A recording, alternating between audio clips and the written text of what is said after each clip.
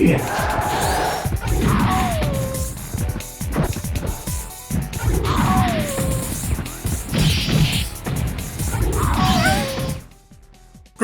this is Reverend Paul, and once again I'm joined by Farlie, previously known as Faith.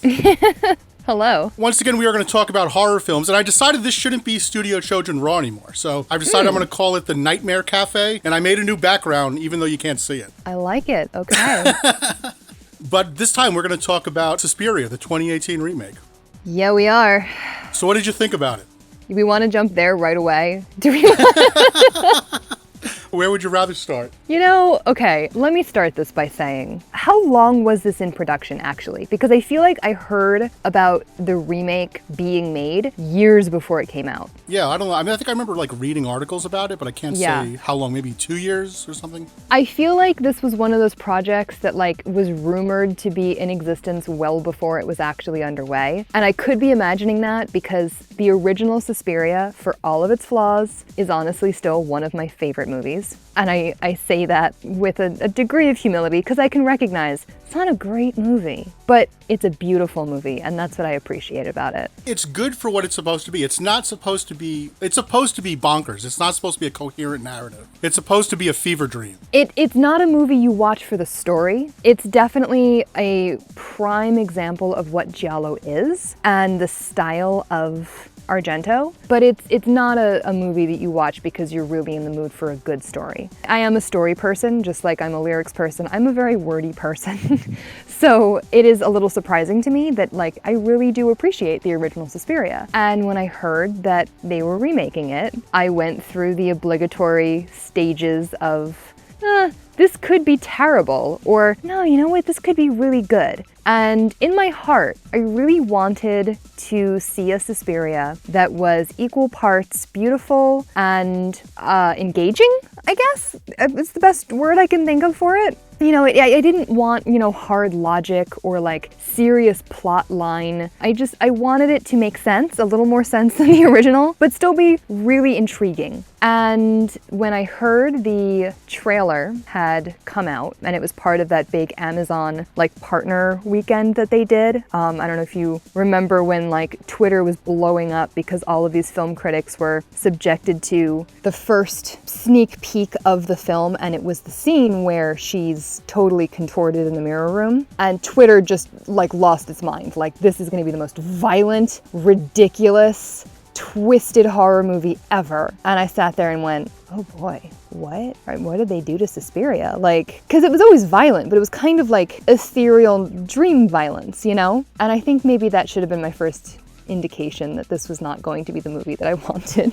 But oh well, you take what you get, right? Yeah. No, I didn't see that. I think I was kind of disconnected from it. I remember hearing about it, and then I remember I watched the trailer, and I really wasn't impressed with the trailer, and then I just forgot about it until it came out. Yeah, I think that once material started coming out for it, I realized I was going to be gravely disappointed, because the other part of the movie that the original, that I think was really the heart and soul of the film was the color. Yeah. And all of these really beautiful motifs in color and light that Argento uses that really makes the setting a character of its own. And when they revealed the poster art for the new one and they revealed the trailer, it was this drab, industrial, gray, bleh. And it is worth noting that they changed the setting. So the original takes place in, I want to say Freiburg, some very not on the map place, where the remake is in Berlin in the 1970s, where the original you kind of can't really tell when it is either. So it truly is a fairy tale. Yeah. And the new one is very much not. No. Well, this is the thing. I watched the trailer, and I was not impressed. It didn't have the visual sense, and it looked weird. But I ended up enjoying it. I actually liked it. Really? Yes, it's a different movie. I spent some time thinking about that. The original movie, it's very much a 70s movie. It's stylistically a very 70s movie. It's a product of its time, I guess is what I'm trying to say. Mm-hmm. The visuals and the music, whatever, is all very indicative of the 70s. So now, when you're doing a remake, like how do you sort of capture that idea? And I think it's sort of referencing that idea of time and place by actually setting it in the 70s. So the 70s now becomes a part of the plot of the film without actually sort of aping just the look of it and saying, well, we're just going to do a retro Argento film. It's playing with the idea of time and place, but it's using it in a different way. And I think that's interesting. I agree that it is interesting, even the fact that they set it in the same year of the movie's original release. However, there's so much about this movie that I didn't jive with. And maybe if I went into this without any knowledge of what Suspiria was, maybe I could have enjoyed it a little bit more. But in general, I thought it was just way too long. And there was a lot that didn't need to be there. No, I'll agree with that. It is way too long. Yeah, I would like to say, because I think this came up in the last movie criticism we talked about here, where I have a tendency to enjoy films and then hate the ending, and it ruins everything for me. And I wish I could say this was another case of that. However, I really feel like, for me, the ending was the only part that had, possible redeeming factor, and even that was, too little too late for me, because this was so long. Like, which ending? There's, 2 endings. There are 2 endings, yeah. So, which ending, yeah. I guess, well, actually, there's probably 3 endings, technically. I'm talking mostly about the second ending, I think. I don't know how much we want to give away here. Maybe we should talk about the rest of it first, but... It's free-form spoiler talk, just whatever you want to talk about, yeah. The idea, so the whole film, there, to me, feels like there's this gaping plot hole in when she becomes what she is, where the entire time we're given these flashbacks of her childhood as a Mennonite in Ohio. And it is kind of they come in questionable moments, why do we need to see this when we see this? And yet, finally, at the very end, well, I guess not technically the very end, finally towards the end, there's the ritual scene. And Marcos says to her, renounce your false mother, death to all other mothers. And at that point, it kind of becomes a little more clear why we've seen what we've seen. However, I still don't think that it's clear whether or not she was always this supernatural entity, or whether she became this supernatural entity by her involvement with the company. Was it activated when Tilda Swinton touched her hands during her first dance sequence? When exactly did she become this entity? But the only moment that I really thought was telling and indicative of what I think might be the larger message of the movie was the scene where she visits the doctor in his home and basically tells him, you deserve to know the truth, and tells him what happened to his wife that he's been waiting for, going back to his home hoping she's there. All of these moments that he has really trying to connect with his wife, wondering what happened to her, and she tells him ultimately the fate that she met. And it's this very merciful moment, and it really does install her as this kind of omnipotent entity, I guess more than just omnipotent, compassionate entity that has kind of been missing from everything else leading up to that point. But also, the degree of wisdom and knowledge with which she speaks. When did she become this? And even her visual change. She's a much more mature person past that point. Previously, she spoke like a child, she dressed like a child, and now she's this grown-up lady who knows exactly what happened years before her birth. So that's a big plot hole for me. And I wish I could say that one scene saved the movie for me, but I don't think it did. I don't think it's a plot hole. I tend to think that she was always the vessel of, Mater Suspiriorum, and that's why she is drawn to the witches. There's that flashback scene with her mother saying, she's the sin I've put upon the world. So I guess her mother, to some degree, I guess maybe she knows this. And I feel like those flashbacks that you're talking about, a theme of the movie is carrying... During that scene at the end where she's talking to the doctor, she says something like, we need guilt and we need shame, or guilt and shame is important. I feel like part of the idea of the movie is that guilt and shame is something that we all carry, and it's something you sort of need to make peace with before you can kind of move on. And so the flashbacks of Susie with her mother, the flashbacks Susie has of her mother, those are her feelings of guilt and shame she has from her mother. And it isn't until she's sort of able to make peace with those ideas that she's able to sort of fulfill her destiny to be Mater Suspiriorum, whatever, I can't say it. It is a Suspiria mouthful. lady. But she becomes that person when they do the dance, when they're in those tassels and they're dancing. Like, I think that ritual was meant to prepare her to be the sort of vessel for Helena Marcos. But what that ritual ended up doing was sort of awakening that entity within her. And that idea of making peace with guilt, that I feel like is then representative again when she goes to the doctor, because that is the guilt and shame he carried for what happened to his wife. Now she absolves him of that. There is an overarching, I don't even want to say theme, because it's directly referenced many, many times about opening up, of creating space within. And it's said to her through, specifically I think Tilda Swinton's character a lot, where she first comes and basically they're talking about her jumps, her like airborne dance moves, and she says you need to make space within to let the dance live within you, basically. I'm probably totally butchering that one, but basically. And then again, you know, when they're performing originally this one dance recital piece, Volk, but then when Helena Marcos is under the floor, in that scene, they're preparing a new dance, and she specifically says it's called Open Again. So there is this theme of opening up or creating space, and that would certainly fit into the idea of relieving yourself of guilt or shame, because those are the things that traditionally are thought to weigh you down as a person. And there is also a lot of reference to psychoanalytics. Obviously, as one of the characters very heavy-handedly is a psychoanalyst. So this would all make sense. This would all definitely align. And from what I've read in a lot of critical reviews is that this film has a lot more to do with the guilt of the Holocaust than we as Americans would probably initially catch on to. There's a lot of very European politics in this film that I absolutely have to admit I had to look up a lot of,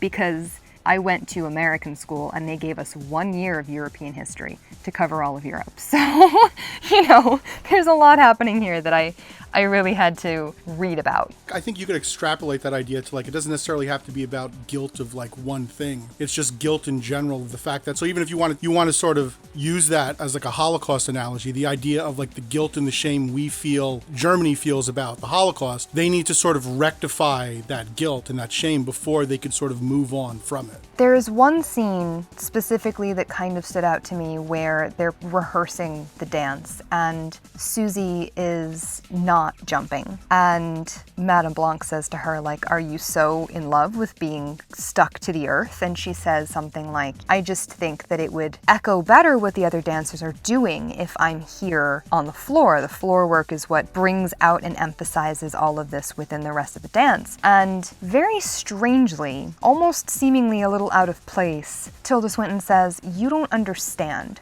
what it was like to live 40 years ago. You don't understand what we went through, what this dance was born out of. And rather than kind of, you know, nodding and accepting whatever is happening here, Susie says, you know, Susie kind of sticks to herself and just says, like, I just really think there's a better use of this space and this dance routine, basically. But it becomes very clear that it's not about the dance routine, and that it is about the experience of the young versus the older, the ones who have more experience versus the ones who can envision something new and think that they know best. And I think that's another large theme throughout the movie, is the idea of the shift of power and the corruption within that shift. Even from what I understand, the RAF kind of began as a youth movement, and that clearly had its own twisting and downfall. But this idea of the transference of power to make a better future that then becomes something truly horrific in and of itself. I mean, I'm not an expert in German politics either.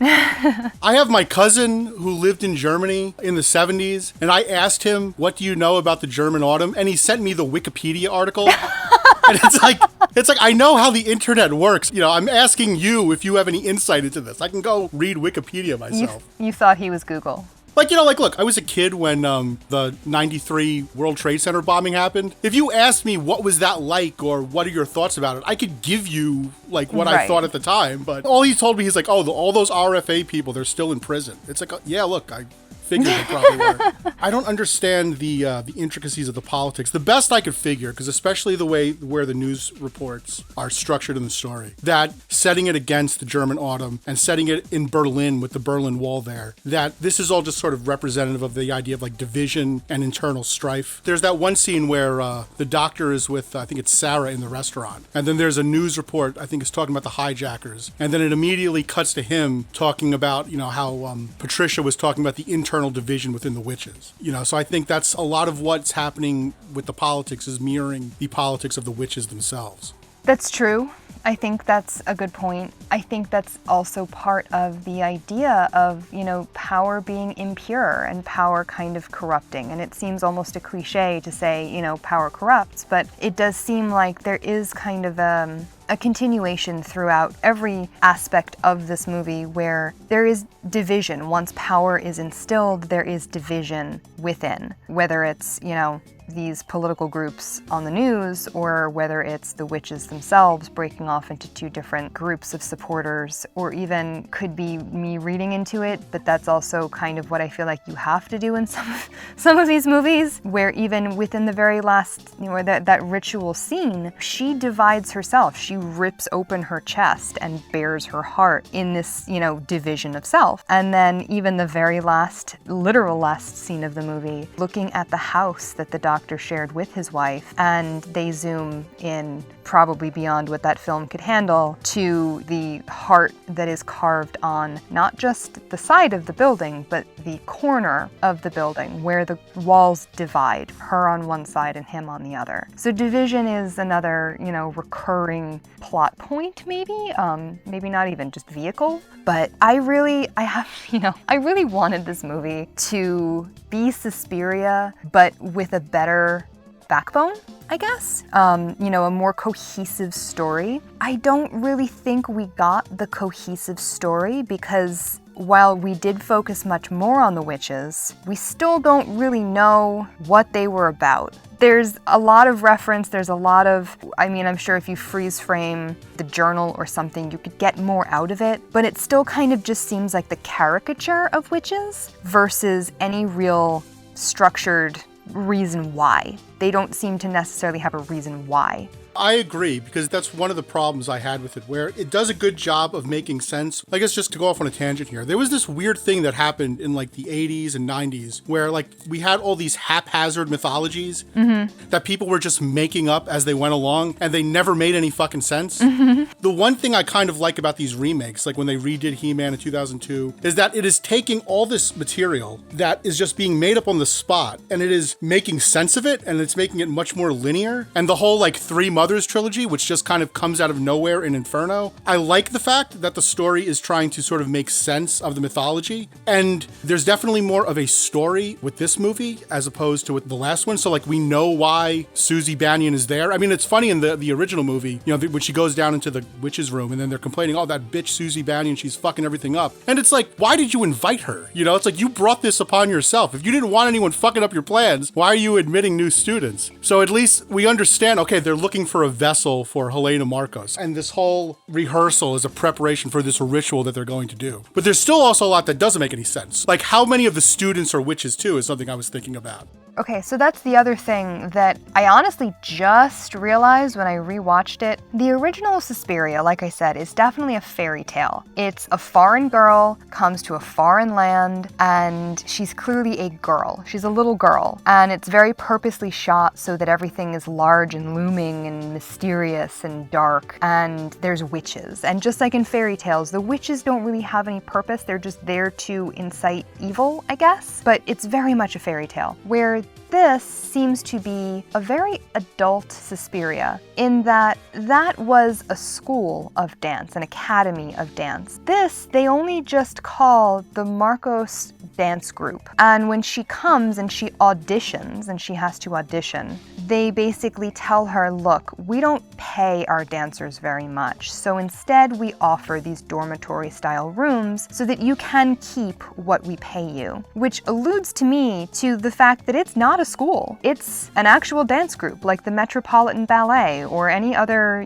dance group that I could possibly ever have thought of. It's not really an academy. These are grown-ups. These are adults, or at least adult enough to have agency of their own, to choose where to live and save money and come to foreign places and set up shop there. So that also adds an elevated adultness to this story, in addition to all of the politics and all of the grittiness and the grayness of this film, which also kind of firmly takes it out of that fairy tale world that I think Argento put it into. It's a completely different movie than the original. I mean, the Neon Demon is more of a remake of the original Suspiria than this is. Yeah, but if you call your movie by the name of another movie, it's always going to draw those comparisons. If this was meant to be a wholly different movie, it could have just been made as a different movie inspired by Suspiria. So I still think that it needs to be compared. It needs to be looked at through that lens of a remake. Yeah, I don't know that that's fair, because it's like you do have two ways you can go about it. You can make the Neon Demon, or you can go the other way and say, I'm not going to copy the stylistic choices. Instead I'm going to take the mythology and I'm going to build on it, and I'm going to try to sort of expand on the ideas that were there in the original, but they never really went anywhere. I absolutely agree,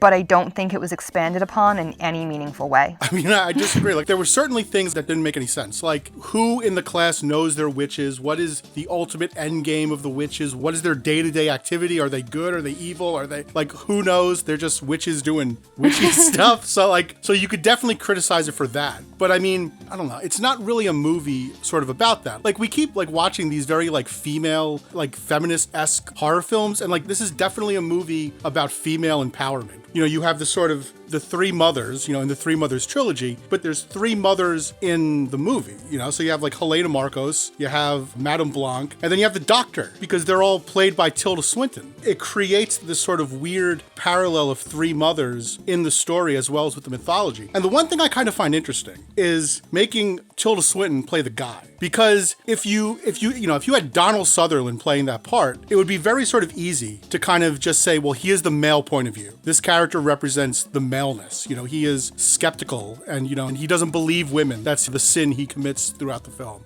But when you have Tilda Swinton play it, it now kind of changes that. So now she's almost like paternal female. Mm-hmm. You could even look at it as sort of the id, ego, and superego, where the id would be Helena Marcos and the superego would be Madame Blanc, and then the ego would be the doctor. He's the conflicted one. And it makes sense that he's conflicted and he has to balance these sort of things because he is a man and he is a woman. He is balancing that kind of male skepticism with female compassion. Even though he's a man who doesn't believe women, he is still compassionate. Mm-hmm. That's why he gets his redemption at the end.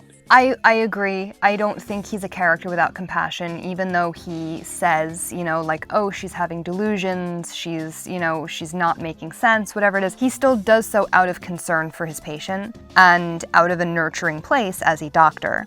So it's not as if he's a malicious character, and he is still trying to help, ultimately. He's going to the police, he's talking to Sarah, he's going out of his way to figure out what's actually happening and find his lost patient. I do think it's interesting that you bring up the id, the ego, and the superego, because I think there is a lot of Freudian psychoanalysis symbolism throughout this. And again, not the least of which because he's a doctor of that kind of thing. But there's also a lot of, we talk about this being a feminist movie about female empowerment, but there's a lot also that seems to be about phallophobia and actually the power struggle of gender from that perspective of just not being male. And also the corruption of power even within a female structure. If any, we're seeing the corruption of power in the political world, which we always associate with the patriarchy and male-driven politics, but we're seeing the corruption of power within this all-female structure. You know, there's not a single man in that panel of witches, and yet they are potentially ultimately more corrupt than anything going on around them. So there is a lot of psychology and gender politics at play within the plot itself. So that is, you know, another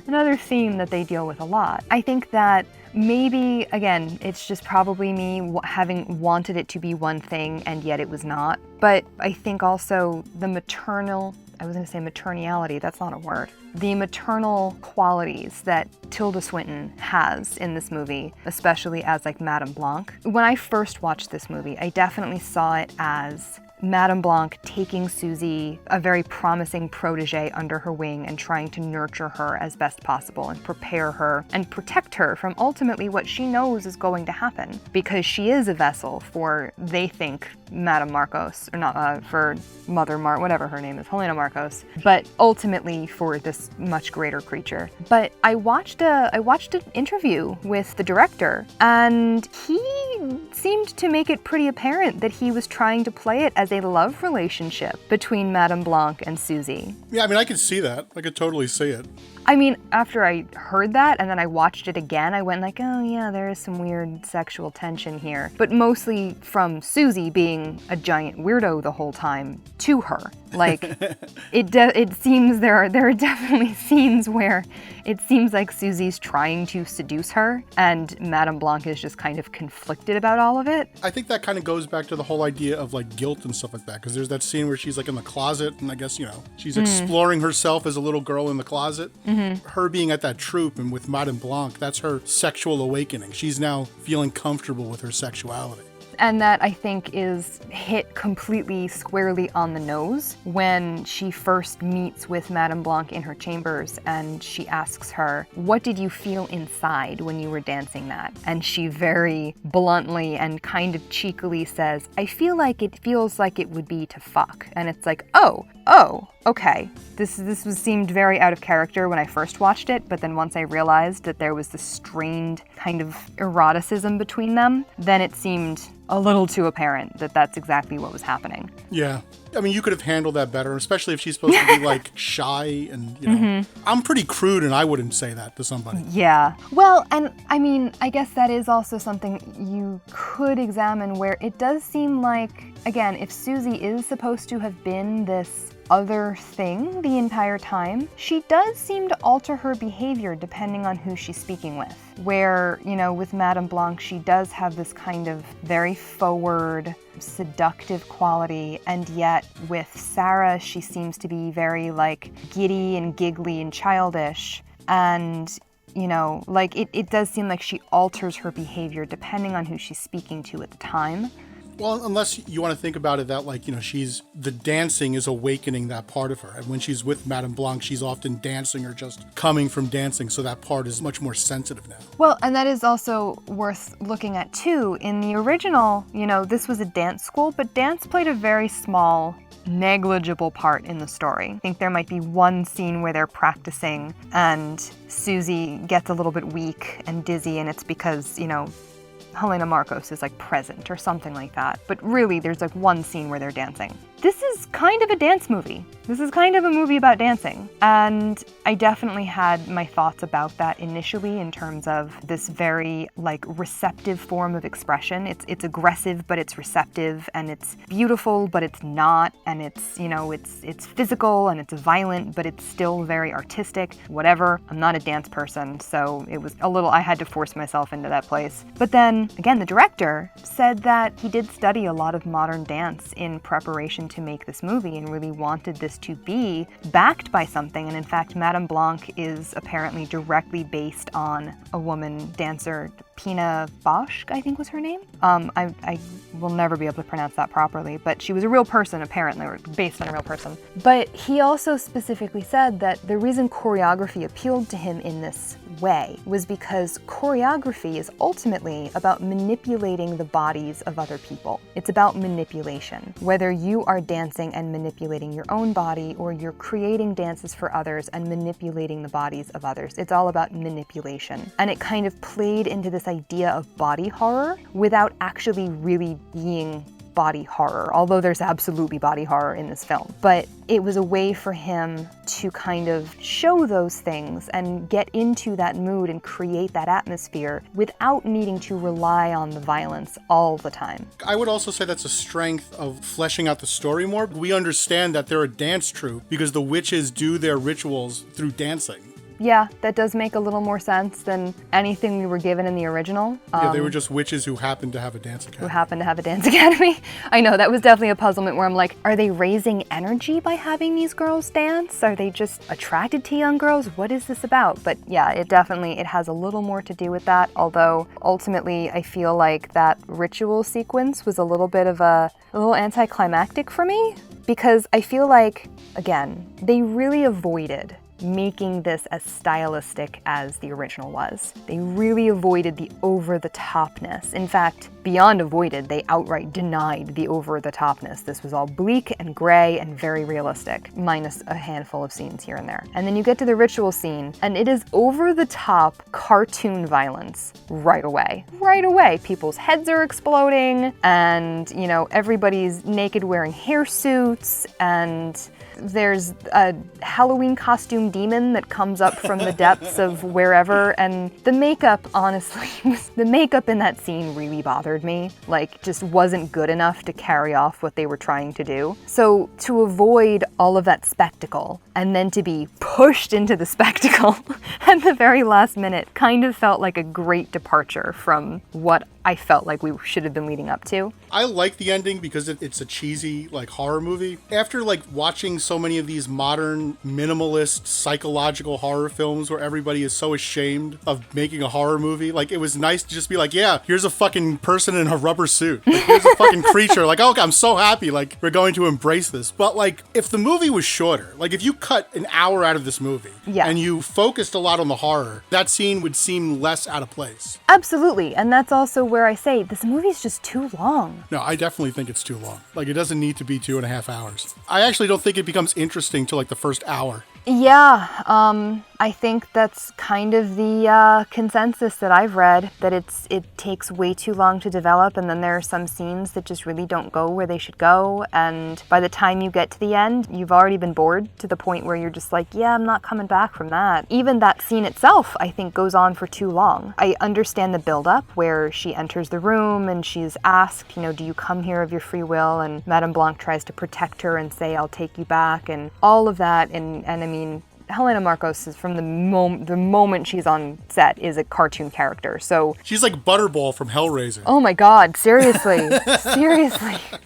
And like, I would love to have a little more development there. Like, why is she made of all of these different pieces of human? Like, that's interesting. Is it because this has failed so many times? But if that's the case, they've been talking about how Patricia should have been the vessel, and yet here she is as this dried out husk, and Helena Marcos is an amalgamation of other parts. So like, that's the explanation I would like. I'm like reaching here, but this is the way I kind of interpret it. This is the explanation I made up in my mind. Okay. The reason she has like these like baby parts like growing out of her, like she's like Tetsuo and Akira. Like there's even like there's like a baby's face on her crotch. Yeah. Did you notice that? Uh-huh. But it's like, I took that to be that, like, you know, they're trying to keep her alive, and that's like a result of, you know, regeneration spells that they're doing. So she's having this wild growth. If you want to tie it back, you know, to that whole idea of guilt, you know, rather than making peace with the past and just letting herself grow old and die, you know, she is trying to kind of stave it off with these rituals that are distorting her body. I get where you're going with that for sure. But like, that scene to me felt like someone who hasn't made horror movies, doesn't even probably watch horror movies, going, oh man, you know, it'd be really cool if we have like this lady made of like baby parts, and also like this demon that comes out of the basement, and like he's got like no mouth and like stringy hair, and like, wouldn't that be scary? Like, that's kind of what that scene felt like to me. Yeah. Well, I think the dude, what's his name? Luca Guadagnino. I'm taking Italian, but it does not show here. Yeah, something. I learned his name and I forgot it. Luca Guadagnino. I think he mostly does dramas. He does. He actually, if he didn't win the Oscar, he was at least nominated for it for Call Me By Your Name, which is apparently a very beautiful drama, as well as a few others that he's done that are equally, well known and well renowned. And that was another thing when I heard that he was directing this, kind of thinking to myself, is he going to get the tone? Is he going to understand the horror of the horror movie? Like, I like the fact that it is different than the original, that he tried to do something, he tried to take the ideas from the original, he tried to reinvent them, he didn't try to just redo Argento. I think overall as a piece, I think it's interesting and I think it works, but I do think it would be a stronger horror film if you just cut an hour of it out. I agree. As this kind of weird art house, a young girl discovering her womanhood through like this metaphor of witchcraft, that's interesting to me. I read a review online that posed it as just that, a young girl discovering her womanhood through the metaphor of witchcraft, and then quickly added, but the chilling adventures of Sabrina did it ultimately so much better. And I think that's kind of where I'm at, where I'm like, I understand the metaphor, and it's a metaphor that is honestly classic. That kind of was a huge theme of the witch, quote unquote, especially in the 60s and 70s when you see this kind of creep into pop culture. And witchcraft absolutely, historically, always has kind of related back to fear of the woman's sexuality. However, I don't know if this particular team of men, ultimately, got it right, and I think that's also where I have problems lauding this as a feminist film, when the team was almost entirely, the creative team was entirely male. And I feel like there was a lot they just didn't quite get, I don't know. There was another thing I was thinking of. I was thinking about that recital they do, that performance, Volk. What is the plot of Volk? Okay, so I've said this every single time I've watched this, and then some. I'm not a dance person. I don't understand it. And I can watch ballet and go okay, this is pretty. But I am a word person. I need words to gauge emotions, and certainly plot. And so watching Volk, we can deduce, because the title translates to people, that it's some sort of political statement, and certainly she mentions a bajillion times that it was created in 1948, and the struggle that women, specifically women, went through because of the war. So we can assume it has something to do with that. But I don't know, because it just looks like a lot of stomping and breathing and pushing. I mean, I thought it was about the dawn of humanity. This is it's called People, and it's about primitive people coming into their own, into a society. But yet she really hammers the war. I mean, maybe it's an even more convoluted metaphor where it is primitive people and the dawn of humanity, but post-war, and you have to reassemble humanity, and the burden falls on women. Somehow, I don't know. I really don't know. That now actually sounds interesting. We're making Volk into into a performance I want to see now. I would love for someone who is a dance person to explain that performance, because I can't. Yeah, neither can I. I was watching some videos of Pina Bausch. I'm not sure. Bausch is her last name. But the woman who it seems that he based Madame Blanc off of. And the dance style is very similar to what we see in the film. There's a lot of stomping and jerking movements, and also a lot of disjointed hand movements. And even we see Tilda Swinton do it a few times, even just standing around in her character, where she's contorting her hands. It's very much reminiscent of this woman's choreography. And I don't understand it at all. I just don't understand it. When she says there's two things dance can never be again: beautiful and cheerful. I sat there as me going, well, then what's the point? Because again, and I was definitely a theater dork in school, where dance was kind of the harmonizing physical expression of the songs that were performed. So it was meant to be beautiful, and it was meant to bring characters together. But then to tell me that's not what it's supposed to do, I go, well, you lost me. Don't know what the purpose is then. So well, it's to cast spells. I guess so. I mean, I don't do that, but hey, very different witch. I don't know about Mennonites, but I know the Amish are forbidden to dance. That's one of their rules. So, I mean, that whole playing off of Susie's backstory of, now she's engaging in these sort of sinful activities that are, helping her awaken to who she's going to be. That's very true. And certainly also it's interesting that the part of dance that she has the biggest problem with is jumping. So I was reading this book called Season of the Witch, How the Occult Saved Rock and Roll. And it's specifically about the history of the occult and witchcraft in popular music, rock music. And he begins by speaking about the transition from the blues into rock and roll and how the blues obviously were absolutely steeped in African American culture, and specifically the transition from African diasporic religions that came over with slavery and into the Southern Christian religions. So there was a very strained relationship with dance in specifically those communities, because it was very well interpreted that dance was a part of religious expression in these religions. So the rule that seemed to be imposed was that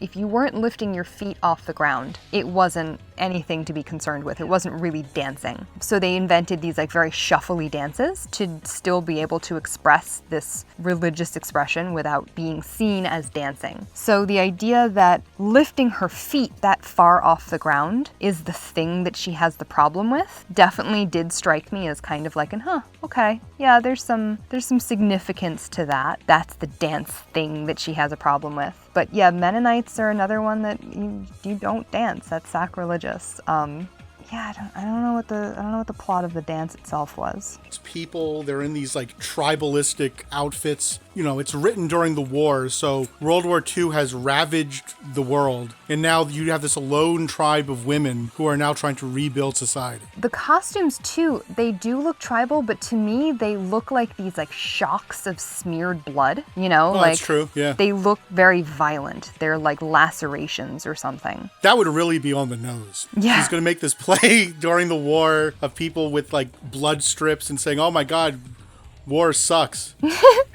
It's yes, we know. I mean, it would be on the nose, but it's dance. So is dance ever on the nose? I mean, I couldn't tell you. I know. I can't either. I remembered when she started dancing, I was laughing. But then I was trying to say to myself, look, you don't know what good dancing looks like. Yeah. This looks goofy to you, but maybe this is awesome. I don't know. Yeah, I had that moment too. And certainly when I saw it in the theater, most people laughed at a lot of things. And I understand that there is a laughter reaction to what you find uncomfortable. So there were some people laughing, especially at the contortion of that poor girl's body. But a lot of the dancing to the audience I sat through this movie with was silly. I'm sure it's not actually silly. I'm sure it comes from a very rich tradition of art. What is the positive elements? What is the thing about the movie that you do like? I think that the costuming was really great. I think they did a really good job with that. No, I'll agree with that. That girl, Sarah, she looks like someone who could be in a 70s Argento movie. Absolutely, yeah. They definitely did a good job making sure that they looked like who they should look like. And I don't just mean character-wise, they look like they're of a time. Even the city looks like it's of the time. So they did a really good job encapsulating the time period. I think that, I think it was I think it was an admirable effort. They definitely got the dance element in there. I'm not a dance person, but I feel like I can pretty confidently say that they expressed dance as dance quite well. So in that sense, he clearly did his homework and made this a movie about something, even if that thing is dance. This is not just an empty shell of a film. But I like Tilda Swinton. I mean... She was good. She was definitely good in the movie. I think she's great. I think she's a great actress. And she does pull off playing a male character well. That could have been laughably bad. Yes. And it is a testament that that actually works in the movie. I mean, it is a little distracting because if you didn't know it was a woman in makeup, you could tell there's something off about the guy. Yeah. But the fact that like it doesn't complete, like it's not White Chicks where like it's completely distracting and you're like, I can't buy into this at all. Like you do buy her as a man. Well, and that's actually funny because when I first saw it in theaters, like I knew there was something kind of off and I was just like, I don't know, is he just like a weird old German guy? And it wasn't until the cafe scene, which is well into the movie, that I was like, oh shit, that's Tilda Swinton. I was pretty convinced at least that was a man playing that role. I thought it was a man in old age makeup. I could tell it was makeup, but I thought it was just maybe old age makeup, not whole man makeup. It was a great performance by her. The soundtrack had its moments too. I like the soundtrack. I thought it fit. Yes. It was different than like the Goblin score. I like the Goblin score. I don't like prog rock, but I like the Goblin score because it's so strange. I liked the instrumentals in this soundtrack. I didn't love the vocal additions to it. I thought that seemed a little out of place sometimes, but all in all, good soundtrack. At times, I felt like it was kind of fitting, like it almost felt kind of 70s-ish, but then at other times it just sounded like Radiohead. Yes, it definitely sounded like Radiohead. But even like, you know, even at that, like where I had my issues with Tom York singing through some of the scenes, but then I also think about, you know, movies like The Wicker Man, where that ridiculous main theme plays through so many scenes, and you're just like, stop singing, you know? So I think it also was like a 70s movie thing. Overall, I enjoyed it. I mean, it took me a little while. Like, it took me like probably the first hour and 20 minutes before I got involved in it. And I felt like there was enough in there that's interesting, even though, like I said, I don't think it really works as a horror film. But overall, as a piece, I think it's interesting. I think it works. And I think, you know, you're put in this tough position when you're doing a remake, whether you want to be stylistically faithful or you want to do your own thing. And I think it works as its own sort of reinvention. And I like the fact that it's different. It's not Suspiria as the original film, and that's okay. That's fine. I wasn't looking for a dead-on remake. I was looking for something a little more magical, I guess. And what I feel like I was served instead was a very politically heavy-handed movie that wasn't really what I signed up for. And it would have been okay if it maybe had a little more, maybe my entire problem with it boils down to the fact that I went in expecting a horror movie and really kind of just got a drama with some strange violence. Yeah, I mean, that actually sums it up. Yeah. It is kind of much more art house, like an art house drama than a horror film. So I guess we'll wrap things up here. Do you have anything you want to say? You've been uploading more on your channel, right? Yeah, I've been uploading a lot more of, I'm trying to kind of really like build a library of magic resources, I guess you could say. You know, teaching a lot more astrology and witchcraft to my subscribers, and also I kind of have a pseudo mid-century talk show that we do in my living room. So there's also that. I recommend everybody go check that out. And so I guess, you know, this is Reverend Paul saying, until we meet again.